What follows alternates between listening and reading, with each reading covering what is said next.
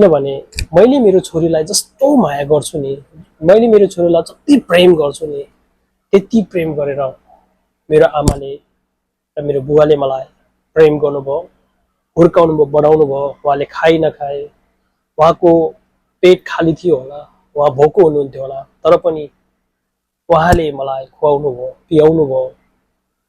उहाँले सकेको मलाई शिक्षाहरू दिनुभयो है, धेरै कुराहरू मलाई गर्नुभयो।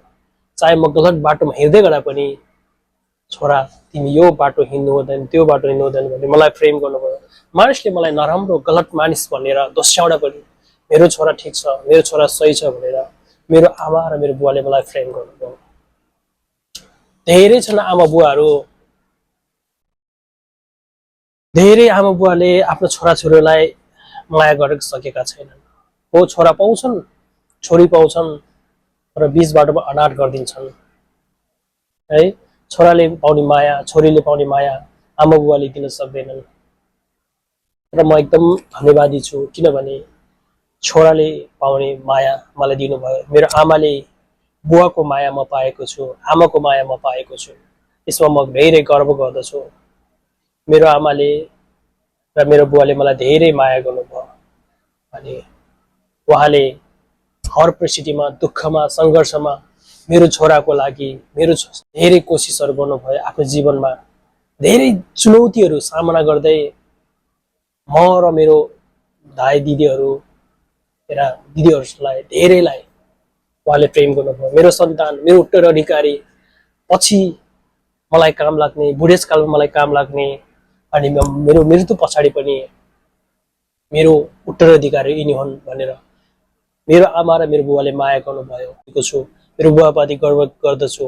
मेरो आमा र बुवालाई कसैले नराम्रो भन्छ भने म सहन सक्दिनँ र सुन्न सक्दिनँ, किनभने धेरै मानिसहरू टुहुरा भइसकेका छन्। आमा छन् तर पनि आमाको माया पाएको छैनन्, बाउ छ बाउको पनि तर बाउको माया पाएको छैन। तर मलाई मेरो आमा र मेरो बुवाले दिनुभएको माया, मेरो आमा र मेरो बुवाबाट पाएको माया म कहिले पनि बिर्सन सक्दैन। म जस्तो सुकै अवस्थामा हुँ, जस्तो सुकै परिस्थितिमा हुँ, जसरी म सानो बालक हुँदा, जसरी म सानो दुधे बालक हुँदा मलाई हुर्काउनु भयो, बढाउनु भयो, खिलाउनु भयो है, बढाउनु भयो, पढाउनु भयो। धेरै मेरा योजना र इच्छाको लागि आफ्नो इच्छाहरूमा, लक्ष्यको लागि आफ्नो सपनाहरू मार्नुभयो। मेरो खुसीको लागि उहाँ खुसी हुनुभयो, आफ्ना खुसीहरू धेरै मार्नुभयो। त्यस कारणले म मेरो बुवालाई धेरै आदर गर्छु। उहाँ यस संसारमा हुनुहुन्न, म सम्झन्छु मेरो बुवाले गर्नुभएको प्रेम, मेरो आमाले गरिराख्नु भएको प्रेम सधैँभरि रहन्छ। मेरो आमाले दिएको हरेक आशिष मेरो जीवनमा फलिफाप हुँदछ।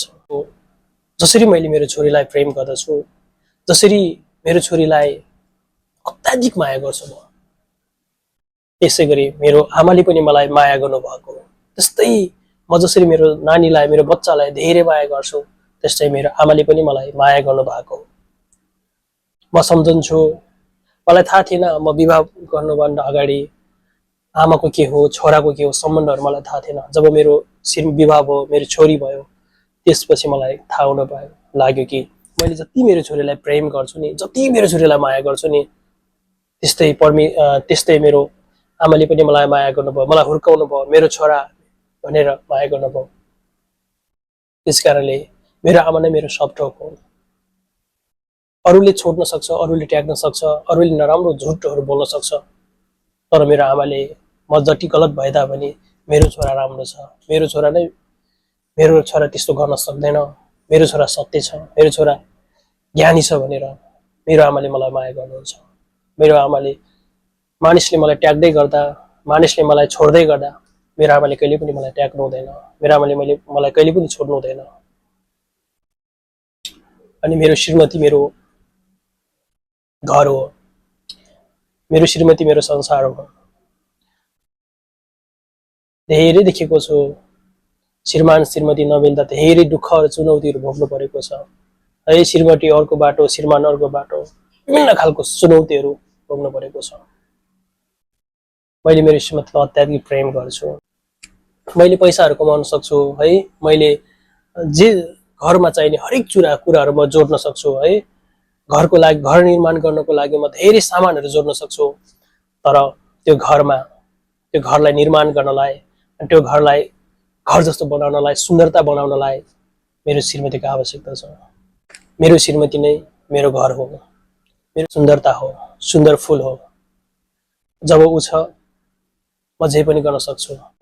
मेरो श्रीमती नै मेरो लागि सब थोक हो।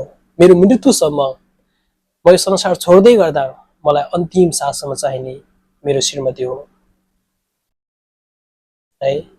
मेरो छोरा छोरीहरू हुन्छन् है, उनीहरूको पनि फेरि श्रीमान होला, उसको श्रीमती होला है, सबैले छोड्न सक्छ। बुढेसकालसम्म मेरो आमा मेरो बुवा मसँग हुनुहुन्न, अनि म जब वृद्ध अवस्थामा हुन्छु, जब म अन्तिम अवस्थामा हुँदछु, त्यतिखेरसम्म साथ दिने मेरो श्रीमती हो, मेरो जीवन साथी हो। त्यसैले म मेरो श्रीमतीलाई प्रेम गर्दछु।